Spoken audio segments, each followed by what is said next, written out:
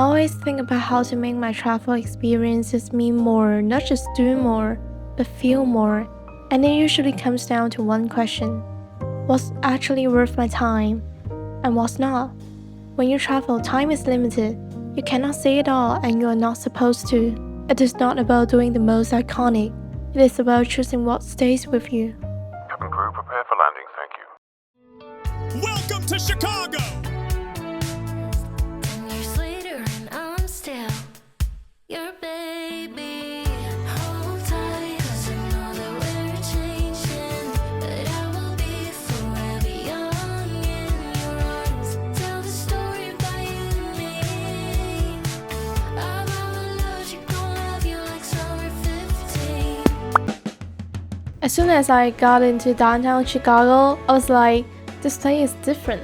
Like, I don't know how to explain it, but you just feel it. It's not like other cities I've been to.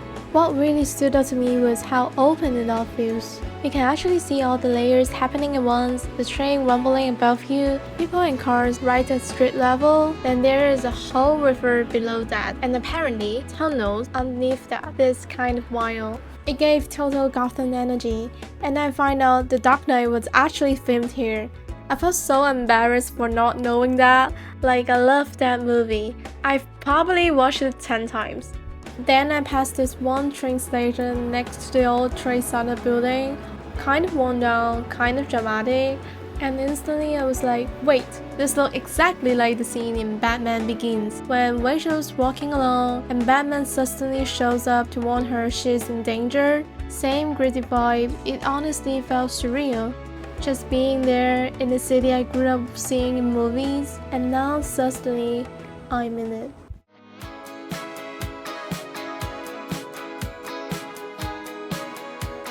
My flight landed super early and I couldn't check in yet, so I just started riding the train. I had day passes, so I was like, okay, might as well get my money's worth.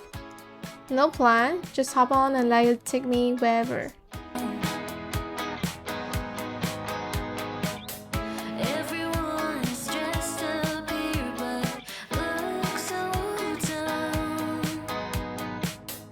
Lost in a room where Chicago's trains are actually beautiful. They run above ground, so you get this view of the city you would totally miss otherwise. And I found my favorite spot. The very back of the train, you get this open view of the tracks stretching out behind you. It is such a cool perspective.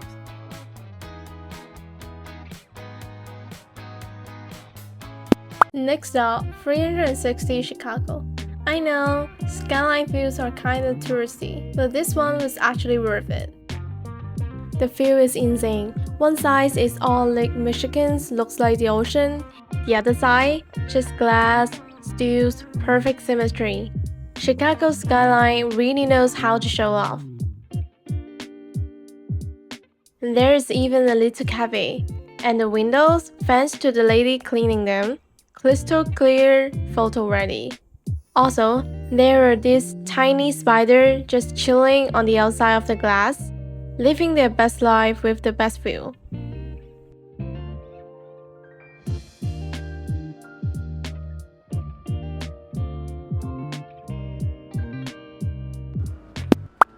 After riding the train this morning and watching the city go by, I suddenly felt like I didn't want to just sit there and pass through it.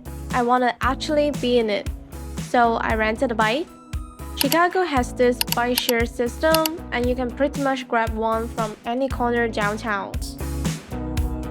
so let's live it up, pick it up, just call me up. Say anything and I'm down. We just look like fire, and we'll just pick it up, live it up, don't wanna stop. We'll keep it going all night.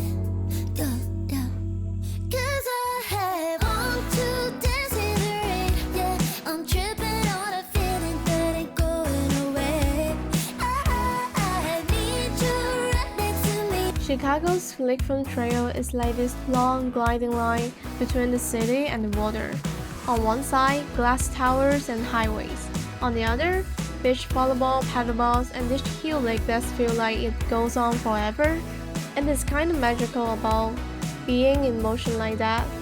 The wind, the water, the skyline moving past you. I didn't really have a plan. I was just riding, letting the path take me wherever. And there is something about riding a bike in a new city that makes me feel like I belong there, even if it's just for a moment. It is like you blend in. You're not just a tourist, you're a person going somewhere. I still have one more thing planned for the night, and I was so excited for this part.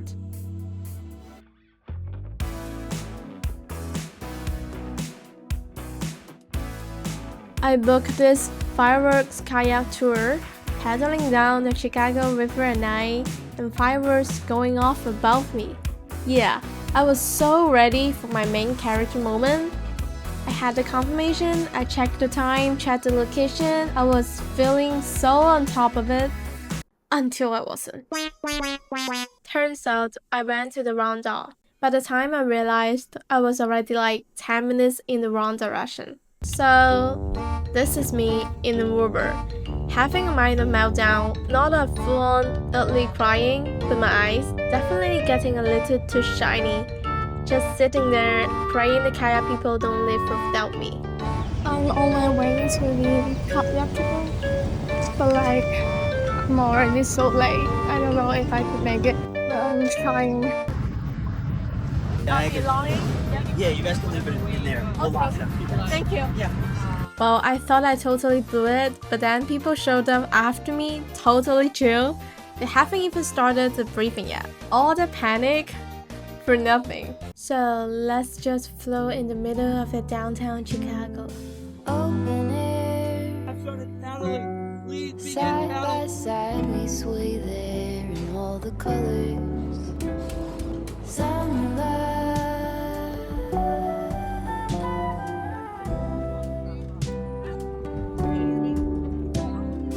lonesome dove, folded on the lawn chair in all the colors. Summer love.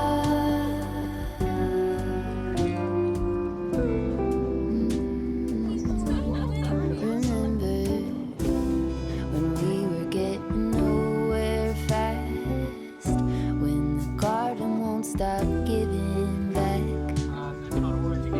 Honeysuckle, fresh cut grass. I could really use some stuff like that. Some sort of issue.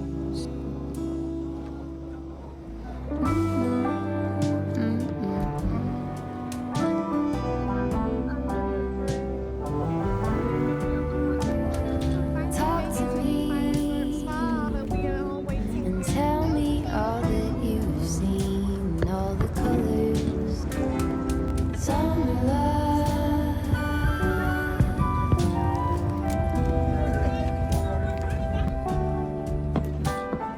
Memory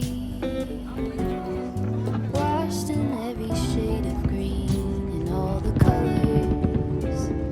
Summer love. And we are waiting for the boat to clear out. Remember the lazy river day canoe, bathing in the turquoise blue, losing track of time with you. Another beach pie sunset view, sleeping in the afternoon, no place to be. Bad news. I just found out I lost my Arthur jacket on the bike, and now I'm on my way to find it. It is wrapped in a plastic bag. Maybe people think it is garbage and then won't touch it. If it is still there, I'm buying a lottery ticket.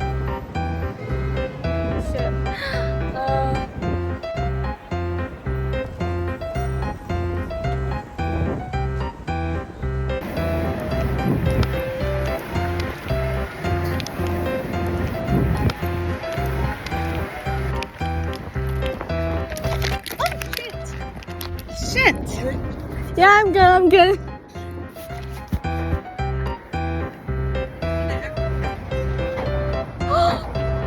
Shit! It's still here! It's still here. Yeah. My jacket is still here. Oh my god. Thank you for being with me through the chaos, the near meltdown, and the jacket rescue mission. Hi, hey, good morning. I stayed at the Chicago Hostel for 3 nights. 40 bucks a night for a bunk bed. And honestly, way better than I expected. Clean, spacious, not crammed like a lot of hostel. There was even this big window in the room, gave it such a cozy vibe. Didn't feel like I was staying somewhere sketchy at all. Plus, they've got a huge lockers right by the bed for your stuff, which I really appreciate. And the bathroom, super clean. They also have a whole chill floor, lounge, kitchen, workspace. The vibe was honestly really good.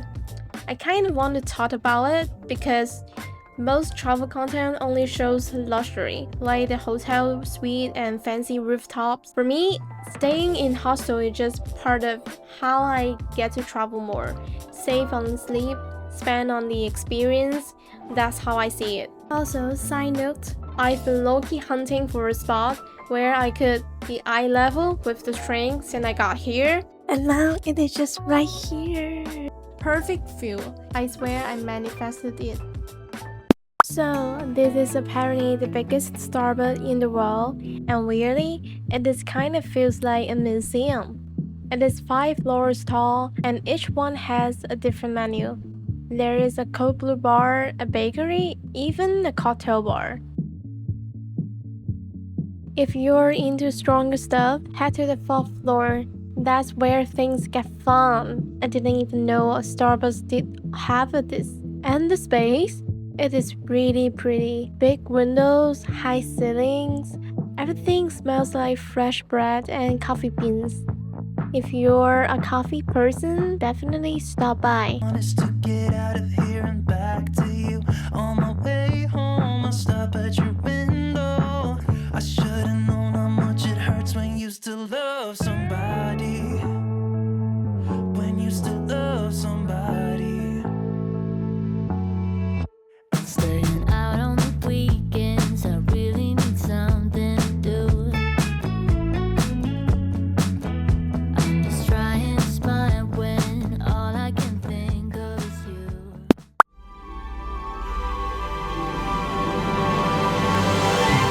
So this is the Harry Potter store in Chicago. It's not just a store, it is like a mini Hogwarts. They've got butterbeer, wand, robes, and the great hall setup. Even the Quidditch room. So if you are in Chicago and your Hogwarts letter never came, you can just buy one here for 25 bucks. Not bad.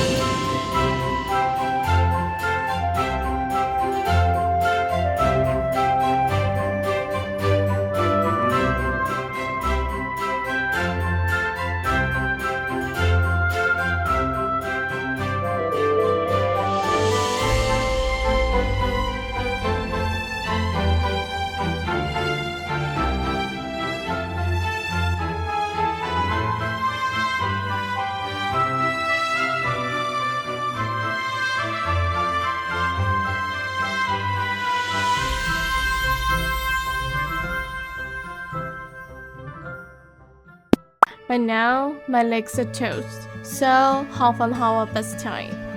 Yeah, it is thirsty, but genius when you're this tired.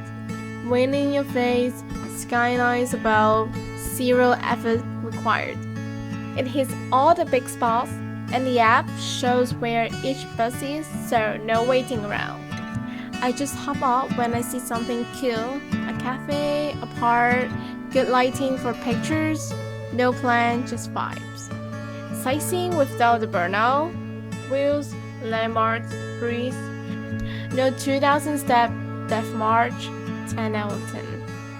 A future I fear, but still cannot see. Wait up, tomorrow should be easier. What if I leap and it's not what I fear? Oh. Hey guys, I just made it to the beach. and the mood here is so good. Ohio Street Beach is pretty small, but I think that's what makes it so nice. It is this calm little spot tucked right between the downtown and the lake. On one side, you've got traffic and tall buildings. On the other, just open water and people all having fun. It is so close to the city, like you could be here in 10 minutes. It is one of those places that makes you forget you're still in the middle of the city.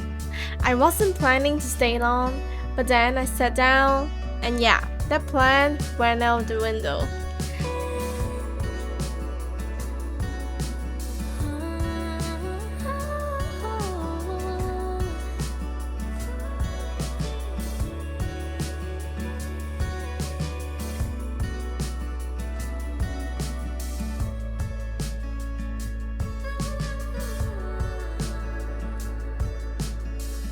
Already made it to the ending before it begins.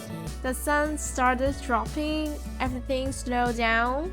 People were packing up their towels, heading home, and I'm just here like, nope, not moving. Just watching the sky turn gold, then pink, then the murky deep blue right before night.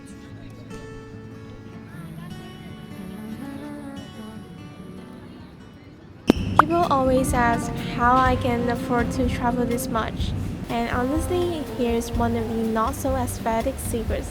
Yeah, I stay in hostel, but the other thing, food. Most night when I'm traveling solo, I'm just microwaving leftovers from lunch. No kill dinner, no restaurant vibes. Just me, a plate, and the hostel microwave.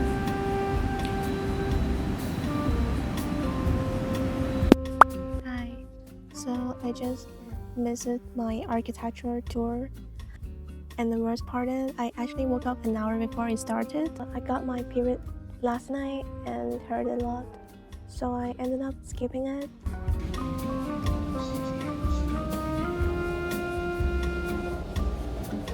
Then I went for Chinatown for lunch, aka my comfort food. There is this little underground food cart that looks exactly like the mall I used to go to after school back in Hong Kong. All these tiny shops, noodle places, snack stores, toy shops, even the damn humid smell in the air felt so familiar. And for the first time, I saw drinks I actually recognized from my childhood. I ended up getting spicy chicken for lunch. So, I'm at the Medieval Torture Museum right now, and I'm in a bit of a dilemma. Everything here looks way too real. Like the expressions on their faces, the burn marks, it is all so detailed and actually gripping me out.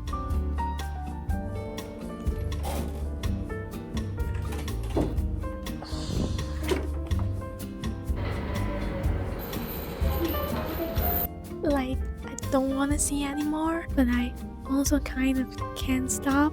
I'm low-key regretting this, but I paid $37 to get in, so I'm forcing myself to walk through it, and I think that is way scarier than the Halloween haunted house, because when you go into a haunted house, you expect to be scared. It is all fake blood and people jump out to scare you. But here in this museum, you walk in and think you're gonna learn something, and when you start to read the sign, learn something like the torture procedure, then your brain starts to create this live footage that you can't unsee. It is not just scary, it is disturbing, because all of this, it's real. At least it was real. So now I've officially walked through the whole museum. Well, walk through might be a bit generous, because mostly I just walked past everything and I gave up on reading the sign halfway through it. My imagination is doing way too much.